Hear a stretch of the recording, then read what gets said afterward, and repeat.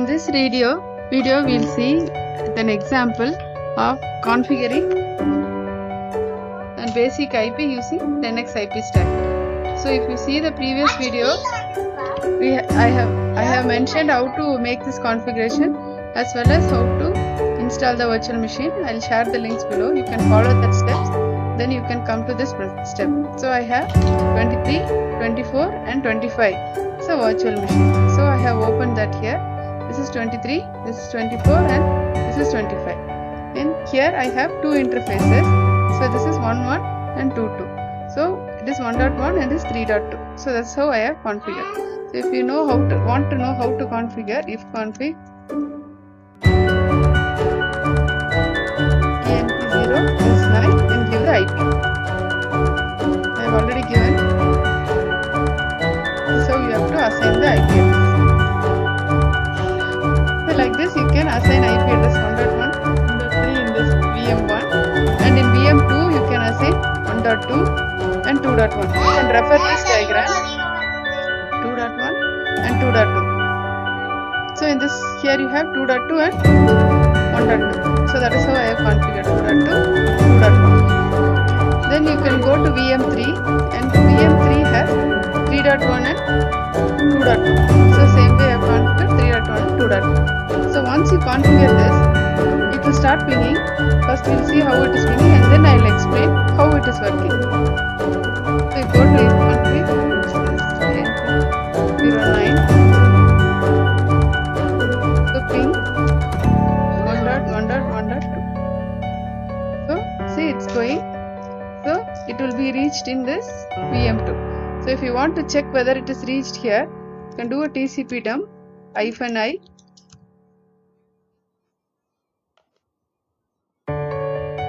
This command. If you give this, you can capture the packet and see. Sorry, it is a mistake. You can give this, and if you give a ping here, you can give count of 1. So only one packet will be sent. See, you can capture the packets. This is echo request and echo reply. See, it has. So r-a, then it will show the MAC has learned. So it is for 1.1. So 1.1's MAC, if you see here, this is the MAC 6A. So this 6A is learned in the ARP entry. So it had went through the IP stack. So it had used the routing table. So how to check? Route-n. Sorry, it's n. So here see, this is the default route. So it has taken this next hop and packet has gone out. So same way you can test the other one also. This is 3.2. So 3.2 is connected to the VM3 machine. So we'll go to VM3. So now it should receive in ENP09. So initially if you see r-an,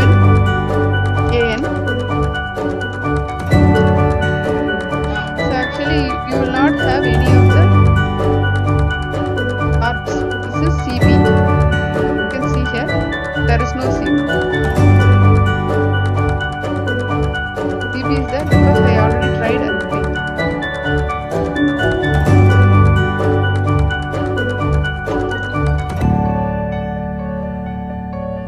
To remove that, go down.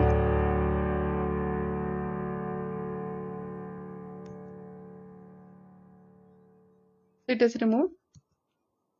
We'll do up of that.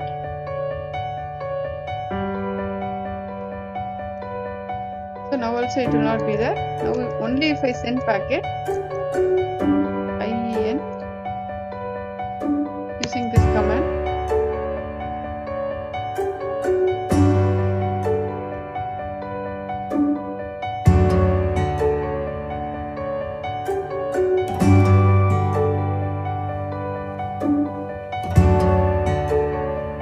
dump -.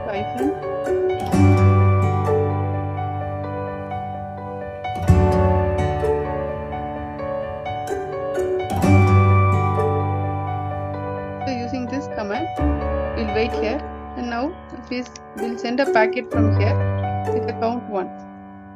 So if you see here, see, our request has come in the loop line. So now our packet has been received here. Now if you give r-an, so now it has learned here. So previously it was not there, so now it is learned. So this also uses the route-n cable. So this is the basic configuration for Python. So I'll recap how we did. So we have to create 3 VMs, each with different IPs, which are after, so that you can connect from the Windows system. So like this, 3, 24 and 25. Then we'll create the iNet interface which has both same IPs, same name, iNet11 and iNet12. Then those two are connected. So as per this diagram. So then if you just give ping to the other IP, it will take the Linux routing table. You can check the routing table with route-n, and you can route-n, and you can use ARP table, check whether ARP has been resolved or not. Command is ARP-an. So using this, you can check whether ARP has been resolved. And one more tool you can use is tcpdump. -ien is just to resolve, and I is to say the interface on which you have to use. So you can try this. This is the basic setup. Then we'll go to the advanced things, how to run other protocols in the Linux machine itself, and how to create a data path. Everything we'll see in next session.